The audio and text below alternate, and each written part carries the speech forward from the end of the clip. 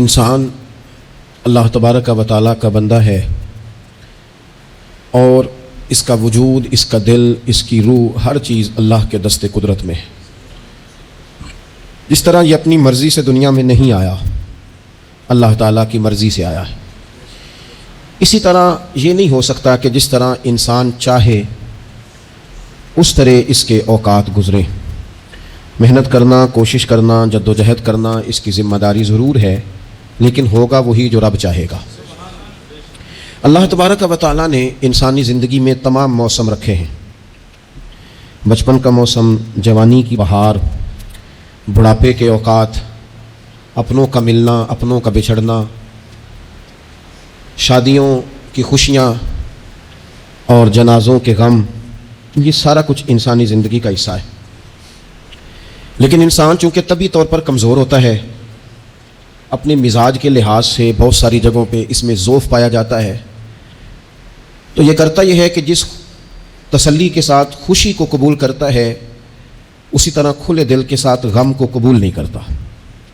من چاہی زندگی گزارنا چاہتا ہے، حالانکہ من چاہی زندگی تکلیف کا باعث ہوتی ہے، رب چاہی زندگی انسان کو سکون عطا کرتی ہے۔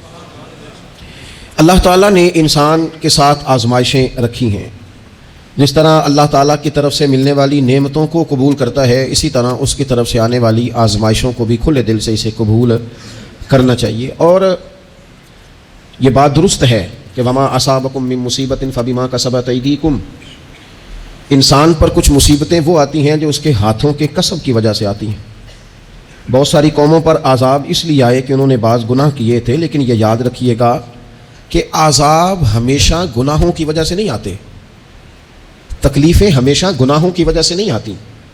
انسان دکھوں میں، مشکلات میں صرف اپنی غلطیوں کی وجہ سے نہیں الجھتا، بلکہ نبی پاک علیہ الصلاۃ والسلام نے فرمایا ہے اللہ تعالیٰ کسی بندے کو کوئی درجہ دینا چاہتا ہے، اس کے اعمال اس طرح کے نہیں ہوتے کہ اسے درجہ دیا جائے، اللہ اسے کسی مشکل میں ڈال کے اس کے درجے کو بلند فرما دیتا ہے۔ بلندی درجات کے لیے، قرب الہی کے لیے، اللہ تبارک و تعالیٰ کی بارگاہ کی معرفت کے لیے بھی مصائب آتے ہیں۔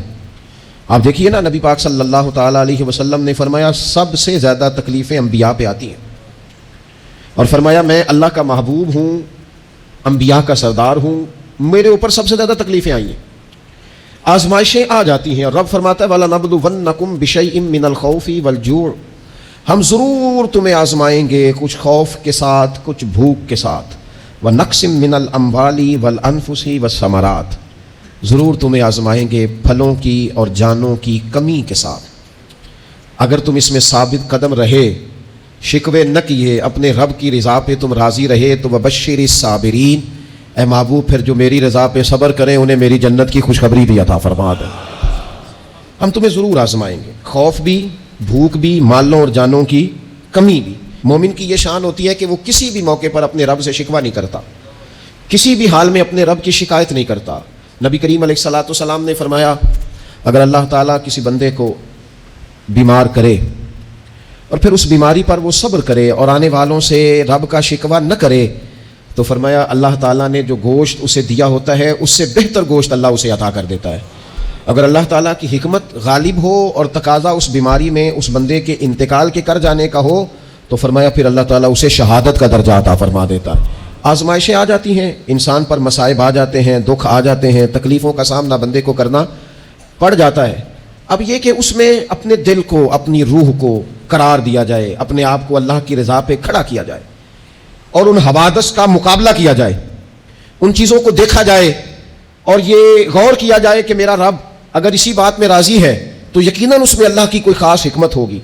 قحط حضرت عمر کے زمانے میں بھی آ گیا تھا، بڑی مشکلات کا سامنا کرنا پڑا۔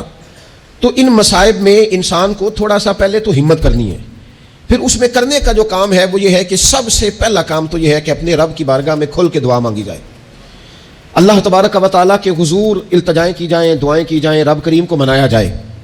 حضرت عمر فاروق رضی اللہ تعالیٰ عنہ کے زمانے میں جب قحط آیا تھا تو حضرت عمر نبی پاک علیہ السلام کے چچا کو حضرت عباس رضی اللہ تعالیٰ عنہ کو لے کے میدان میں نکلے تھے، اور کیا خوبصورت لفظ انہوں نے ترتیب دیے تھے۔ عرض کرتے تھے مالک پہلے ہم تیری بارگاہ میں محبوب پاک کو لے کے آیا کرتے تھے، آج محبوب نے ظاہری وصال کیا ہے تو تیرے محبوب کے چچا کو لے کے آئے ہیں۔ تو اے اللہ تو مہربانی فرما اپنے محبوب کے چچا کا صدقہ ہمیں بارش عطا فرما. تو بس حضرت عمر نے وہ دعا مانگی, حضرت عباس کو وسیلہ بنایا تو اللہ نے بارش عطا فرما دی. اچھا پھر یہ دونوں چیزیں ہمیں حدیث صحیح میں ملتی ہیں. ایک نوجوان نے, ایک شخص نے آ کے حضور کی بارگاہ میں عرض کی, یا رسول اللہ بارش نہیں ہوتی, دعا کر دیں. تو نبی پاک نے ہاتھ اٹھائے دعا کے لیے, اتنے ہاتھ بلند کیے کہ بغلوں کی سفیدی نظر آنے لگی. وہ کہتے ہیں ابھی محبوب کے دستے مبارک پوری طرح چہرے پر پھرے نہیں تھے کہ اللہ نے بارش عطا کر دی. پھر پورا ہفتہ بارش ہوتی رہی تو لوگوں کو اب بارش کی کثرت کی وجہ سے بعض مسائل بننے لگے, تو وہ پھر حاضر ہوئے. عرض کی یا رسول اللہ دعا فرما دیں, اب تو کچھ مشکلات بڑھنے لگی ہیں. تو حضور نے پھر ہاتھ اٹھائے, کہ اللہ اپنا فضل نصیب فرما, مہربانی فرما. کبھی بارش کی ضرورت ہوتی ہے اور کبھی بارشوں کا کثرت سے ہونا وہ تکلیف کا باعث ہو جاتا ہے بعض جگہوں پر. تو کہتے ہیں پھر حضور نے دعا فرمائی, ابھی چہرے پہ ہاتھ نہیں پھیرے تھے کہ مدینہ منورہ میں بارش ختم ہو گئی. تو سب سے پہلا اور ضروری کام ہمارا آج مزاج بن گیا ہے کہ ہم تبصرے کرتے ہیں, سیاست کرتے ہیں, اس پر بیٹھ کر اب ایک اور دور آ گیا ہے, ویڈیو بناتے ہیں, موبائل چلاتے ہیں, جو کہ بہت بڑا امتحان ہے ہمارے لیے کہ صرف 20 منٹ موبائل کو ہاتھ نہ لگائیں. بہت بڑا امتحان ہے. ہو سکتا ہے بہت سارے لوگ بڑی تکلیف میں آ جائیں کہ پورے 20 منٹ گزر گئے, اس پہ ویڈیو بنائیں گے, اس پہ کمنٹس کریں گے, اس پہ یہ کام ہم کرتے ہیں. حالانکہ اگر کوئی ایسی مشکل آ جائے تو شریعت نے ہمیں یہ سبق دیا کہ پہلے دعا, پہلے اللہ کی بارگاہ میں حاضری. اکبر الہ آبادی نے کہا تھا کہ مصیبت میں بھی اب یاد خدا ہم کو نہیں آتی. دعا منہ سے نہ نکلی, جیبوں سے عرضیاں ہی نکلی. ہم محکموں میں درخواستیں دیتے ہیں لیکن دعا کی طرف بڑھتے, بڑا خوبصورت کام ہے.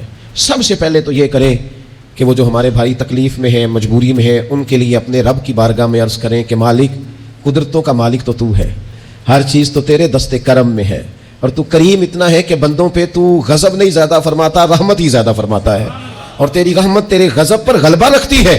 اس لیے مالک تو کرم فرما, اور یہ جو لوگ ہیں تو انہیں اپنے فضل سے ہی آسانی عطا فرما تاکہ اس مشکل سے نکل آئیں. جن دنوں قحط آیا تھا نا مکہ مکرمہ مدینہ طیبہ میں حضرت عمر کے زمانے میں, تو حضرت عمر فاروق فرماتے ہیں میں نے بغیر گھی کے کبھی کھانا نہیں کھایا تھا, لیکن میں نے قسم اٹھا لی تھی کہ جب تک سب لوگوں کو راشن کھانا میسر نہیں آتا میں بھی گھی نہیں کھاؤں گا. یہ جو اضافی اخراجات ہیں, ایڈوانس گاڑیاں بک کرانا, نئے ماڈل کے موبائل خریدنا, یہ جو ہمارے صرف ناز نخرے ہیں, صرف ان کو تھوڑا سا کلوز کر لو. عجیب بات ہے نا, عجیب ظلم ہے نا کہ ایک بچہ رات کو اس لیے کھانا نہیں کھا رہا کہ اس کی مرضی کا پکا ہوا نہیں, اور ایک طرف میرے ہی وطن میں اس ویڈیو نے بھی میری چیخیں نکلوا دی جس میں ایک بیٹی, اور اس کی عمر بھی بالکل اتنی ہے جتنی میری بیٹی کی عمر ہے, اس سے وہ صحافی پوچھتا ہے, پاؤں اس کے ننگے ہیں اور پاؤں پہ کیڑے چڑھ رہے ہیں, تو اس سے پوچھتا ہے پتر کیا چاہیے؟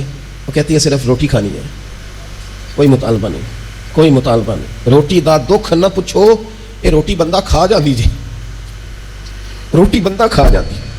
اللہ کریم نے فرمایا وتعاونوا علی البر والتقوی, جب تقوی اور پرہیزگاری کا معاملہ ہو تو ایک دوسرے کے ساتھ تعاون کرو, ایک دوسرے کے ساتھ تعاون کرو, ایک دوسرے کا آگے بڑھ کے بازو تھامو, خیر کے کاموں میں ایک دوسرے کی مدد کرو, آگے نکلو. ہو جاتا ہے کبھی کبھی ایسا کہ ایک بھائی کے پاس بہت زیادہ مال ہوتا ہے, دوسرے کے پاس کم ہوتا ہے, اور نبی پاک صلی اللہ تعالی علیہ وسلم نے ارشاد فرمایا کہ یاد رکھنا اللہ تبارک و تعالی اتنی دیر تک تمہاری مدد کرتا ہے جب تک تم اپنے بھائی کی مدد کرتے رہتے ہو. اللہ تمہارا مددگار رہتا ہے. اور یہ جو مسلمان ہوتے ہیں, مومن, کلمہ پڑھنے والے, ان کے بارے میں میرے نبی پاک علیہ الصلوۃ والسلام نے فرمایا کہ یہ ایک جسم کی مانند ہے, ایک جسم کی طرح ہے. مومن ایک جسم کی طرح ہے جس طرح یہ پورا جسم ہوتا ہے. اور حضور نے مثال دے کے بعد سمجھائی, فرمایا جسم کا ایک حصہ تکلیف میں ہونا تو سارا جسم اس کا کرب محسوس کرتا ہے. یعنی درد صرف دانت میں ہے لیکن روٹی کھانے کو دل نہیں کرتا, کسی سے بات کرنے کو دل نہیں کرتا, اٹھ کے باہر جانے کو طبیعت نہیں چاہتی, پورا وجود اس کا کرب, اس کی تکلیف محسوس کرتا ہے.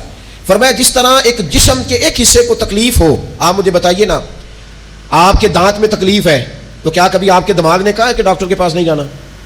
پیروں نے کہا ہے میں نے نہیں چل کے جانا, یہ تو مسئلہ صرف اور صرف دانت کا ہے, دانت جانے, اس کا کام جانے. ایسا ہوتا نہیں. دانت میں تکلیف ہوتی ہے تو ذہن منصوبہ بندی کرتا ہے, وہ کہتا ہے یار یہ پتہ کرو دانت کا ڈاکٹر کہاں بیٹھتا ہے.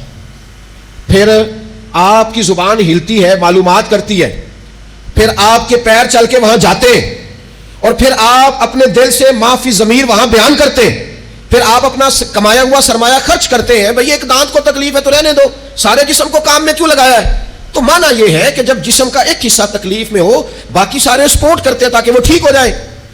تو حضور نے فرمایا میرے سارے مومن ایک جسم کی طرح ہیں. سارے مکے سے ہجرت کر کے مدینے آئے, گھر بار پیچھے رہ گئے, جائیدادیں پیچھے رہ گئی, کاروبار پیچھے رہ گئے. حضور نے فرمایا تم بھائی ہو. لیکن وہ صحابہ تھے نا, انہوں نے بھائی بھائی اپنے آپ کو صرف تقریروں میں نہیں سمجھا تھا, انہوں نے اپنے آپ کو بھائی بھائی صرف محفلوں کے نعروں میں نہیں سمجھا تھا, انہوں نے اپنے آپ کو بھائی بھائی صرف ادیب شاعر کی شاعری میں نہیں سمجھا تھا. وہ من سے ان کی آوازیں آتی تھی ہم سچ مچ کے بھائی ہیں. انہوں نے طے کر لیا تھا کہ ہم بھائی ہیں. لہذا جب حضور نے کہا نا آپ تمہارے بھائی وہاں سے ہجرت کر کے آئے ہیں تو ان کی مدد کرو, تو پھر انہوں نے صحیح والا بھائی سمجھا. دھاگا رکھ کے اپنا گھر تقسیم کر کے آدھا اپنے بھائی کو دیا, کاروبار بانٹ کے اپنے بھائی کو دیا. جس کے پاس 4 اونٹ تھے اس نے 2 اپنے بھائی کو دے دیے. چلتے کاروباروں میں بھائیوں کو شریک بنا لیا. انہوں نے انہیں اس طرح کر کے رکھا کہ پھر وہ جو مہاجر تھے وہ مہاجر رہے ہی نہیں. انہیں یوں لگا کہ ہم تو ایک گھر سے اپنے دوسرے گھر میں شفٹ ہوئے, انہیں کسی جگہ بھی کوئی تکلیف نہیں آئی. لیکن امیر آدمی غریب کو بھائی سمجھنے کو تیار ہوتا نہیں, تگڑا بندہ چھوٹے کے قریب جانے کے لیے راضی ہوتا نہیں. جب تک وہ خاص ذہن نہ بنے جو ذہن ہمیں رسول پاک صلی اللہ علیہ وسلم نے عطا کیا, اتنی دیر تک انسان اس مقام تک پہنچ نہیں سکتا جہاں وہ اپنے بھائی کے لیے خیر کا معاملہ کرے. تو ایک تو یہ کہ ہمیں آگے بڑھنا چاہیے, ان لوگوں کو اپنا بھائی جاننا چاہیے. چوتھی بات, اسلام کے اندر نا ہر ذی روح کے ساتھ نیکی کرنے کا اجر ہے, ہر تر جگر والے کے ساتھ نیکی کرنے کا ثواب ہے. اسلام کے اندر جو تر جگر رکھتا ہے, جس کے وجود میں روح ہے, اس سے نیکی کریں اجر ملے گا. صحیح حدیث میں موجود ہے نا, اور میرا خیال ہے آپ سب کو وہ حدیث آتی ہے کہ نبی پاک علیہ السلام نے فرمایا کہ ساری زندگی گناہ کرنے والی عورت نے کتے کو پانی پلایا تھا تو رب نے بخشش فرما دی. کتا حلال جانور بھی نہیں, کتے کو پانی پلایا, ساری زندگی کے گناہ تھے, اللہ نے معاف کر دیا. کوئی بھی تر جگر والا ہو, آپ مجھے بتائیے ایک کتے کو پانی پلانے سے رب معاف کرتا ہے, تو اگر کوئی کسی انسان کی خدمت کرے, اور نرا انسان نہیں مسلمان, اور نرا مسلمان نہیں مدینے والے کا غلام, رسول اللہ کا کلمہ پڑھنے والا, اس کے ساتھ نیکی کرنے سے اللہ کتنا اجر عطا فرمائے گا. تو عزیز بھائی, مخلوق خدا سے جب لوگ پیار کرتے ہیں, جب لوگ محبت کرتے ہیں, اور جب ہمارے دل نرم, ہمیں نا مادہ پرست بنایا گیا ہے کچھ عرصے سے, ہمارا ذہن بنا دیا ہے, اور یہ ڈھیر سارے لوگ ہیں جو تقسیم کرتے ہیں ذہنوں کو, ڈھیر سارے لوگ, اس میں بعض مذہبی لوگ بھی شامل ہیں اللہ ماشاءاللہ, جو ذہن تقسیم کرتے ہیں, چھوٹی چھوٹی اپنے لالچ کے لیے لوگوں کو ایک دوسرے سے دور کرتے ہیں. یہ تقسیم کار ہمارا عام حصہ ہے, عام جوز ہے. یاد رکھنا, جب قومیں مادہ پرست ہو جاتی ہیں نا, جب وہ ہر چیز کو پیسے میں تولتی ہیں اور پہلے اپنا نفع دیکھتی ہیں, پھر وہ معاشرہ انسانوں کا معاشرہ نہیں رہتا, وہ تاجروں کا معاشرہ ہوتا ہے. وہاں ہر چیز سیل ہوتی ہے, بیچی جاتی ہے. دوستو, قلبی طور پر جب دلوں میں گنجائش ہوتی ہے, جب ہمارے دلوں میں وسعت ہوتی ہے, جب ہمیں پیار کرنا آتا ہے, 2 آدمیوں کا کھانا 3 آدمی کھا سکتے ہیں. شرط یہ ہے کہ وہ تیسرے کو بٹھانے کی وسعت رکھتے ہوں. 4 آدمیوں کا کھانا 5 آدمی کھا سکتے ہیں, شرط یہ ہے کہ ان کے دلوں میں گنجائش موجود ہو. یاد رکھنا, ایک چھت کے نیچے ایک ہی گھر کے اندر 4-5 خاندان گزارا کر سکتے ہیں, شرط یہ ہے کہ ان کے دلوں میں گنجائش موجود ہو. شرط یہ ہے کہ وہ قلبی کیفیات وہی رکھتے. لیکن ہمیں نا کچھ مست سا کر دیا گیا ہے اپنی اپنی دنیا داری میں, کچھ محو سے ہیں, کچھ اس طرح کا ماحول بنا دیا گیا, مجھے کیا لینے دیں, کیا لینے دیں مجھے. مذہبی لوگ بھی اتنے لاکھ کی محفل نعت, اتنے لاکھ کا عرس, اتنے لاکھ کی فلانی شے. اور خدا کے بندو, کچھ دیر کے لیے چھوڑ لو, کچھ دیر کے لیے مہربانی کر لو, اور دیکھو تو صحیح ضرورت کس چیز کی زیادہ ہے. چلو کوئی تو گنجائش پیدا کرو زندگی میں, کہیں کسی ایک چیز کو روک لو. مستحب کا اور واجب کا فرق ہی نہیں سمجھتے. اقبال کہنے لگے, یہ کسی شوخ نے لکھ دیا یہ جملہ محراب مسجد پر, کہ یہ ناداں گر پڑے سجدے میں جب وقت قیام آیا. وقت تو قیام کا تھا, تم سجدوں میں ہو, اٹھنے کا ٹائم تھا, لوگوں کی مدد کرنے کا وقت تھا, اور تم ابھی بھی اپنے ختمات شریف میں الجھے ہوئے ہو. کل 10واں چہلم مستحب ہے, 2 آدمی بیٹھ کے ختم دلا لیں ہو جاتا ہے. یہ باقی کا لاکھوں روپے کا مال ان جگہوں پہ پہنچایا جائے جہاں ضرورت ہے. محفل نعت آپ کے محلے کا نوجوان بھی نعت پڑھ سکتا ہے, مقامی خطیب کو بھی تقریر آتی ہے, ہر جمعے کرتا ہے, اور بڑے کام ہے کرنے والے. لیکن وہ بس ٹھیک ہے, ہم جہاں لگ گئے وہاں سے ہلنے کو تیار ہی نہیں, ایک مخصوص سا مزاج بنا لیا, اس سے باہر آنا ہی نہیں چاہتے, پسند ہی نہیں کرتے. تو اپنی زندگی کے اندر وسعت پیدا کریں, اپنے دل میں وسعت پیدا کریں. یاد رکھیں, جب بندہ کسی کے بچوں کا سوچتا ہے تو اللہ اس کے بچوں پر فضل فرماتا ہے. جب انسان کسی کا گھر آباد کرتا ہے, رب اس کا گھر آباد کرتا ہے. حضرت ابوبکر صدیق فرمایا کرتے تھے, تو اللہ کے دین کی خدمت میں لگ جا, تیرا ذاتی کوئی کام رب رکنے نہیں دے گا, وہ سارے تیرے کام ہوتے رہیں. ہم کیا سمجھتے ہیں کہ تگڑی تقریروں سے لوگوں کو قریب کر لیں گے؟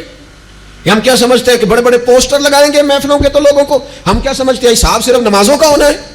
ہم کیا سمجھتے ہیں کہ حساب صرف ہم سے سجدوں کے بارے میں پوچھا جائے گا؟ یہ بھی سوال ہوگا، یہ بھی صحیح بخاری مسلم میں موجود ہے، صحیح حدیث میں موجود ہے کہ رب فرمائے گا او بندے میں بھوکا تھا تو نے مجھے روٹی نہیں کھلائی، میں پیاسا تھا تو نے پانی نہیں پلایا، کپڑوں کی حاجت تھی تو لے کے نہیں آیا، میں بیمار تھا تو نے تیمارداری نہیں کری۔ مالک تو کھانے سے پاک، پینے سے پاک، پہننے سے پاک، بیماری سے پاک۔ تو رب کریم فرمائے گا وہ جو تیرے پڑوس میں بندہ بیمار تھا تو میں ہی تو تھا نا، وہ جو تیرے پڑوس میں آدمی بھوکا تھا تو بندہ تو میرا ہی تھا نا، وہ جو تیرے دائیں بائیں لوگوں کو حاجت تھی تو وہ میرے ہی بندے تھے۔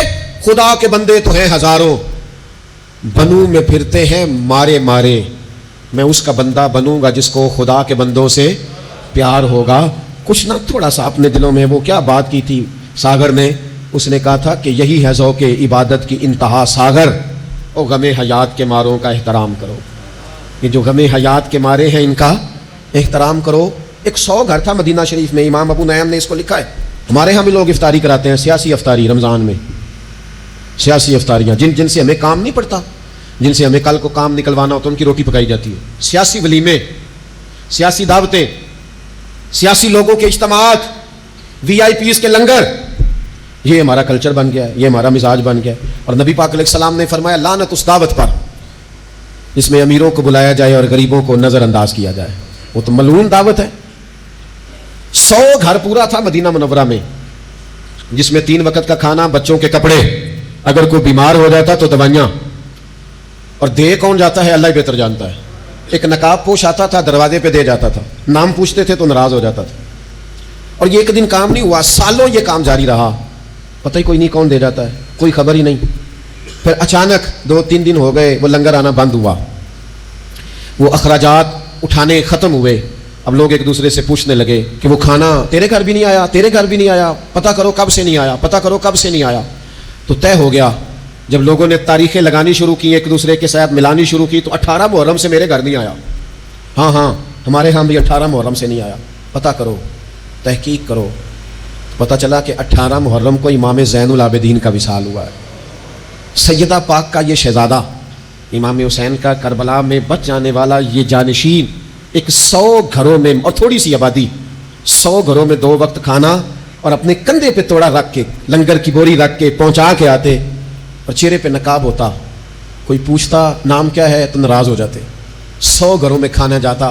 ان کے وصال کے بعد جب غسل دیا جا رہا تھا تو موٹے موٹے نشان تھے کمر پہ، لوگوں نے ان کے بیٹے سے پوچھا کہ یہ کیا ہے، تو فرمانے لگے میرے والد اپنے کندھوں پہ تھیلے رکھ کے آخر عمر تک گھروں میں پہنچا کے آتے رہے۔ لوگوں نے کہا حضور آپ کیوں نہیں جاتے تھے، آپ جوان تھے؟ تو آپ کے شہزادے کہنے لگے میں کہتا تھا ابا جی سے کہ میں نہ چلا جاؤں، تو فرماتے تھے پتر اگر تو جائے گا تو پھر تجھے اس غریب کا نام بھی بتانا پڑے گا، میں تیرے سامنے پردہ نہیں کھول سکتا، یہ میرا اور میرے رب کا راز ہے۔ اس چپکے کے ساتھ، اس محبت کے ساتھ حضرت امام زین العابدین رضی اللہ تعالیٰ عنہ خدمت کرتے